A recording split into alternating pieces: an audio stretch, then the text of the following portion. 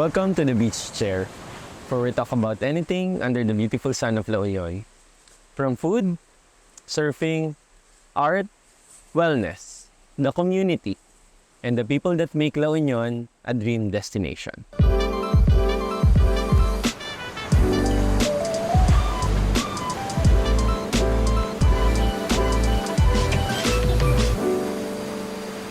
Okay, for today's episode, we have a good friend of mine, surfer entrepreneur, Dedace. Okay, welcome to Alpas TBA. Okay, yung ibang mga na-interview ko, parang I always ask them, parang what brings you to La Union?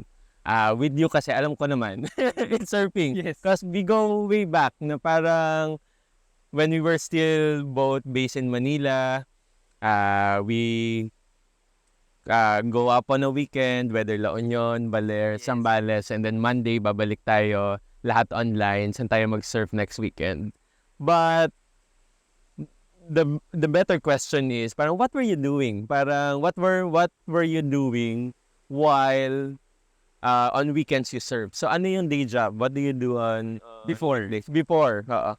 Before I used to be a banker. I worked with Corporate. I worked on the marketing department for BPI, East West Bank, and China Bank. Okay. So yun, during weekdays, yun, like yung sinabi mo, lahat tayo, the MSA people. Yeah. The MSA is Manila Surfers Association. Yeah. Okay. We work for Monday to Friday, or sometimes mag-leave tayo ng Friday para maka-long weekend. And we'll go to, yun nga, Baler, La Union, and Zambales. And sometimes Real. Pero for me at that time, La Union na din yung pinakamadalas. Oo, kasi naalala ko noon, talagang LU ka, La Union ka. Ako mas Baler. Mas Baler yung gusto ko noon eh. But you, La Union talaga. Yes. And then, so what was the spark? What made you decide? Because you're living here. You're based here in LU, right? Yes. You live here na. Ano yung naging main deciding factor na, okay, ayoko na. Because we all have that story. It happened to me 2015. Na parang, I wanted to take a break. Sawa na ako. I just wanted to surf for 1 year. And then I moved here. So for you, ano yung nangyari? Parang, how did you decide na I'm moving to La Union? Actually, nung nag-start ako mag-surf, back in around 2012, 2013, gusto ko na talagang lumipat. Like, ayoko nang mag-Manila, ayoko nang mag-corporate. Like, parang medyo quarter life crisis din siguro na ano ba yung gusto kong gawin sa buhay. Pero at that time, mahirap, I think mas mahirap pa, like walang businesses in La Union, less opportunities to work here.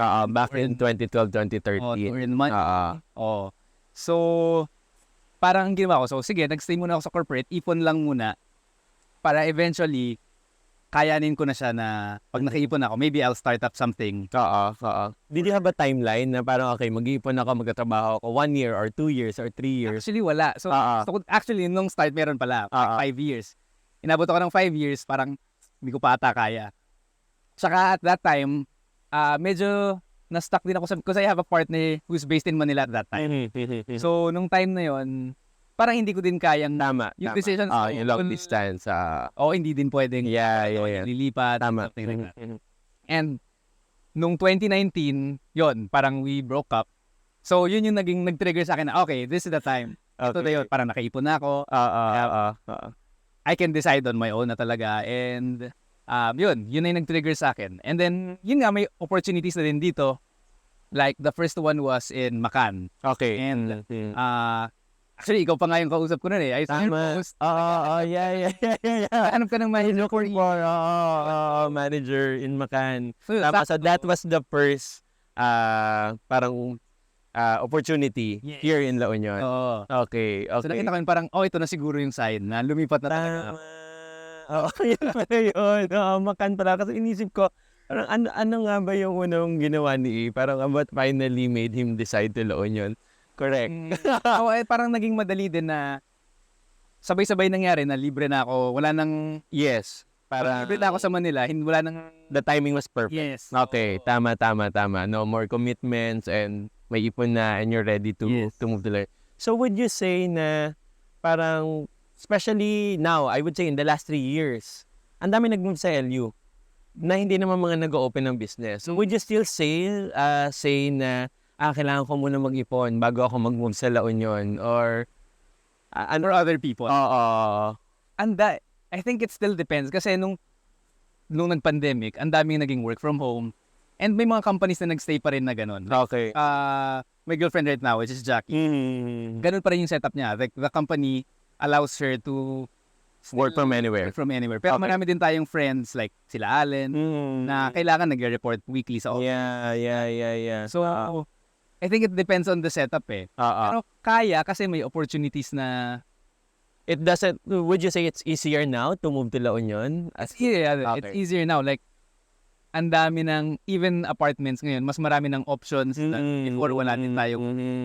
Parang I remember before, when I started, yung hindi pa ako full-time nag-move dito, I was sharing an apartment with six Other guys. Yeah. Na weekends lang naman kami. I mean, back then, nalala ko, it was okay. Kasi it was a thing na parang when we had upon weekend, okay lang na may ka-share ka na madaming tao. Kasi weekend lang naman kayo magkikita. Yes. So, parang overnight lang naman tayo eh. Parang Actually living here and staying here and bunking with all these people, medyo mahirap na. If you wanna create your own life here in La Union, tama. And then after, so pandemic happened, I know, Makan closed, and then what happened next? So, nung nag-pandemic, parang ang dami ding nawalan nagsarangan na businesses or at least temporarily closed. And marami ring, actually bumalik ako ng Manila for a few months. And then, You went back cause you needed to work or hindi naman? see my family. Okay. Kasi buong pandemic, hindi ko din sila nakita. Okay. So, I went back for a few months. But it's never an intention na, okay, wala na, sarado na, Hindi. I'm moving back to Manila. Then, Okay. I guess I looked for opportunities also na may work from home options na setup, So, yeah. wala din ako. Wala din kasi doon ko naisipan na It would have been a different path. siguro ibang-iba na yung buhay. Yeah. Doon ko naisipan na actually yung nag-trigger is na-miss ko yung Bali nung pandemic kasi every year since surf ako, we would go to Bali. Every Either year. solo or with friends or minsan tatlo lang. Minsan isang Tama. So, naging every year yun na tradition na not just La Union people at not just pero yung mga nagwasambales, babaler. It doesn't necessarily mean na sabay-sabay tayo, but we go. Oo. Kung magkasakto, di masaya, para may hangout. Tama. So, yun yung actually start ng idea sa akin na maybe we should start something Balinese themed thing in La Union. And I guess I can risk at that time. Pwede ko namang simulan ng maliit lang.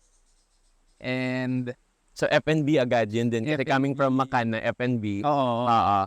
But, syempre, from banker, and then biglang naging F&B, did you have any parang challenge or ano yung naging parang thinking process na parang okay, mag-open tayo ng restaurant? Okay. So, before I continue, Little Changu is a restaurant, right? Yes, We're yes. talking about Little Changu na, sorry. Okay. So, yun, we started Little Changu. Yun nga yung naging na-miss namin yung Bali. And then, siguro yung unang, ano yung lalabas natin na type of food? So, we started with nasi goreng, mi goreng, the basic Indonesian dishes. Pero at the same time, we're thinking, Changu is also medyo melting pot siya ng surfing communities. So, medyo open din tayo to other Asian dishes na ginawa din naman namin. Pero, I think, yung pinaka-naging challenge niya at that time is wala talagang turista. Yeah. I think all the businesses experienced it. Okay. Before we continue, for the benefit of our watchers, Changu is an area, surf town in Bali. Yes. Na parang for a lack of a better term, siya yung sobrang ngayon, hipster and then sobrang crowded na and Ibang-iba daming siya. restaurants. Yeah. Ibang-iba siya before. Okay, so continue. Wala masyadong turista. We rely mainly on tourists back then. Back then, pandemic, turista talaga Yeah. sa businesses in San Juan. And ang bumuhay, I think to us and even I guess most businesses here are what we call transplants. The Manila people who moved here during the pandemic. And Kasi tayo yung bumibili sa isa't isa Yes, to support. umikot lang Parang we had our own Parang micro community here back. Okay. I remember sila, Carlo, they started Surftown Marketplace pa where you can promote your Yes, on kahit Facebook. gaano kaliit pa yan or kahit gaano kalaki. Yeah. Tapos parang usually pag bagong post ka doon, punta sa'yo. Yeah. Na lahat. Oo. Mm-hmm. So, yun yung initial. And then, after a few years, may nag-open up yung opportunity na mag-move kami to Pentecostal. To find your own space. To find our own space in Pentecostal, which is right in the middle of Surftown. And at this time, medyo nag-open up na ulit yung tourism. So, I think nakatatlong lipat kami until we finally found that place. And saktong bumabalik na yung tourism at that time. So, I don't know, sakto din talaga yung, it's good for us. So, with Little Changu, do you cook or do you handle the business side or do you what do you do in Little Changu? Or you do everything para lahat kayong partner? Most of the operations yung sa akin mostly finance. Okay. I guess the general direction of the business. Pero I have a partner na nag-start ng siya yung main chef talaga. But also parang lahat din tatlo kaming partners with Mara and John. Pero the chef one, siya yung nagsa-start ng recipe and then we'll just comment if we're okay with it. Pero mas role ko talaga is more on finance and overall direction of the business. And now, Little Changu is doing well. Yes. Doing well kasi bumalik na yung tourism. Siyempre, the main reason you moved to La Union is because you really love to serve. And you set up a business na F&B pa na alam natin parang ang hirap niya talaga. And it's not all that you see on social media yung mga pinopost namin na parang, we're by the beach, we live by the beach, we're living the life. We have to work. So do you still get to surf? Ngayon, oo. Pero when I started Little Changu, like the first year setting it up, halos hindi. Like at that time, before that nga, siguro I will surf every day or 4 times, 5 times a week at least. Pero nung sinimulan ko na siya, swerte na kung makasurf ako once a week, 2 in a month. Masaya na yun. It's even harder kasi nasa harap mo yung surf. Ngayon. Diba? Ngayon. Para when you your spot now, para kita mo talaga yung surf. Bikita mo yung mga kaibigan. Tapos hindi ka, but it's little sacrifices. But now, like you've said na, mas madami ka na ulit time. Yes, mas maraming time, mas established na yung business, we got more people na din, and yun, more on guidance na lang din sa kanila. Kasi may system na. Okay. So aside from doing Little Changu, syempre, being a surfer, na I would say isa tayo sa medyo nauna na 'di ba na parang nag-move dito, and then we know na there's already a surfing community existing. So I know you're doing a lot of projects also with the local surfing community. Ano yung mga projects na ginagawa mo? I guess the simplest one is shooting for surf. Okay. Like for locals. So you shoot as a hobby or as a hobby, but at the same time professionally na din. Okay. Like some companies or brands get you can also make an income out of it. Yes. Okay. Sometimes I sell also to weekend surfers or the ones that can afford it, but mostly for the locals, I do it for free. Like I'll give them surf photos that they can use to promote their surfing. So sponsors can also get them. Yeah. So when you say shoot, nasan ka? Nasa tubig ka ba? Or nasa shore ka? Tapos mahaba yung lens mo? Or it started with me being on the shore lang. Okay. Yun, pero kasi it's a tingin valley, remember? But diba, pag nagsasurf tayo doon, pag ahon mo, ang dami nalapit sa'yo na, okay, photo, parang 200 baht, or, delete. So, yun, doon ako nag-start, but I think around... You started it because it was a need, or you just needed an extra, parang nakita mo ba na, may mga nagre-request na picturean mo ako, or you wanted an extra income? It started as a hobby. Parang okay.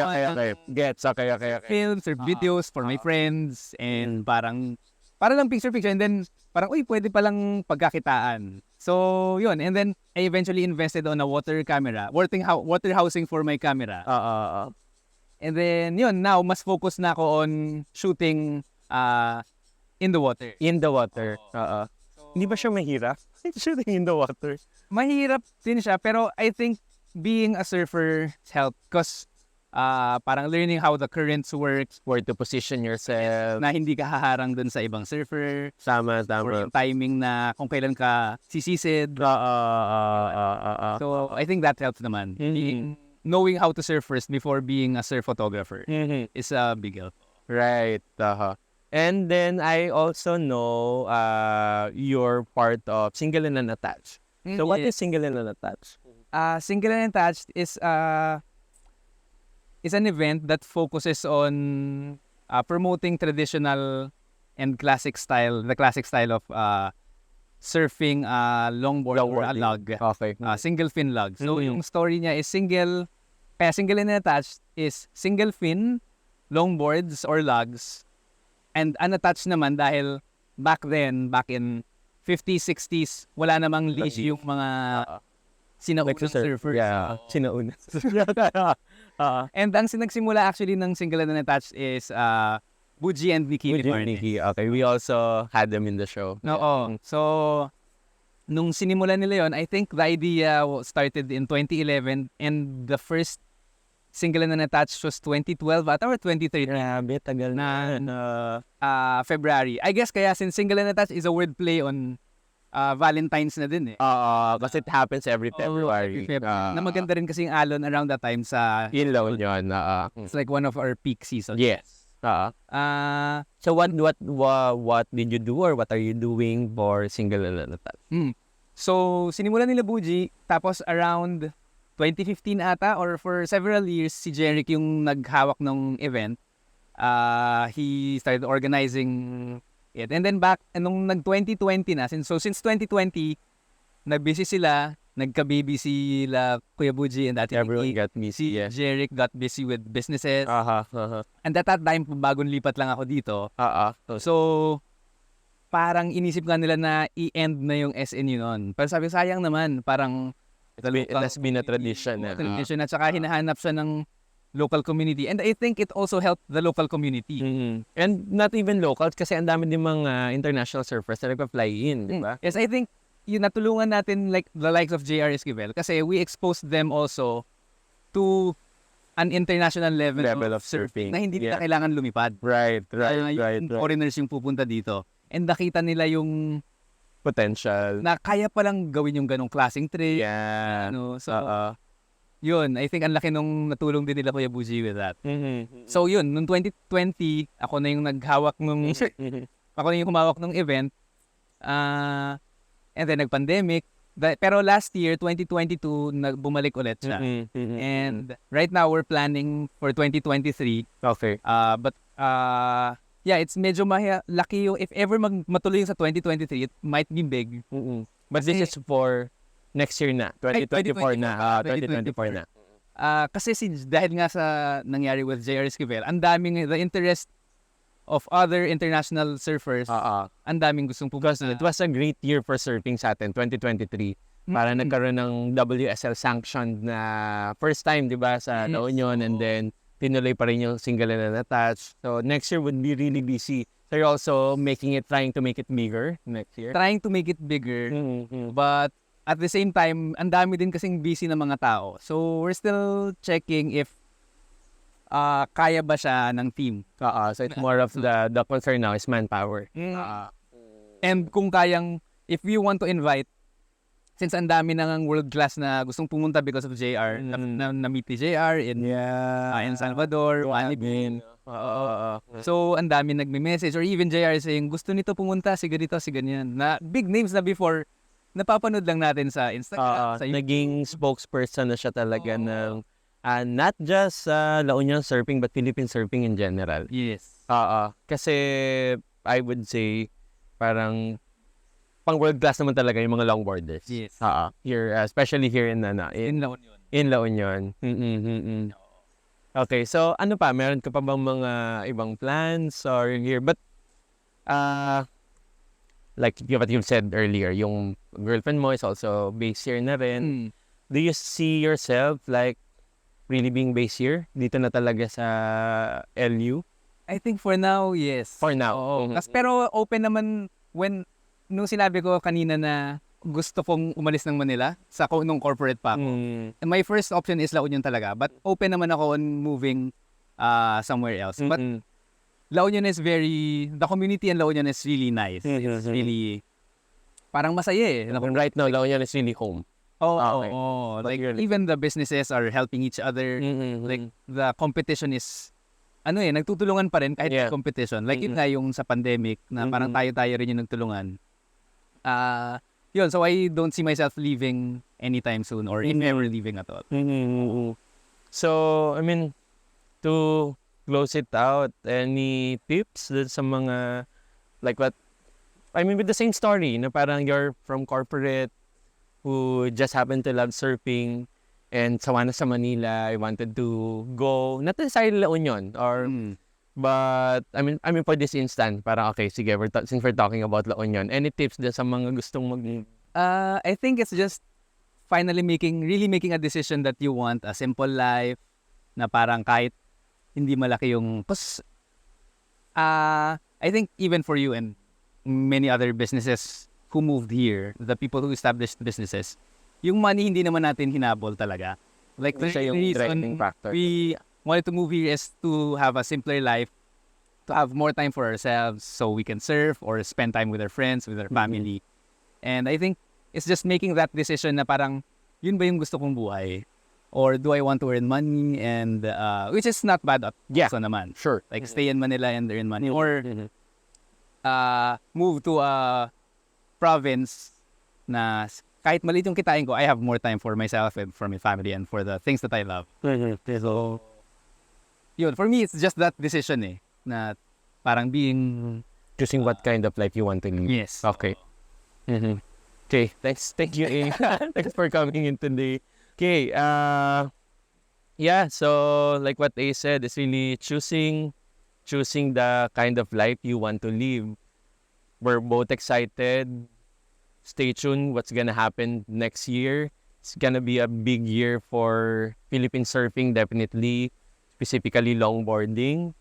Yeah, don't forget to subscribe, follow our social media pages, Alpas La Union, Alpas TV, Alpas Siargao, Facebook, Instagram, YouTube.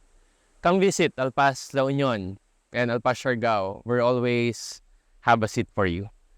Stay tuned in the next episode of the Beach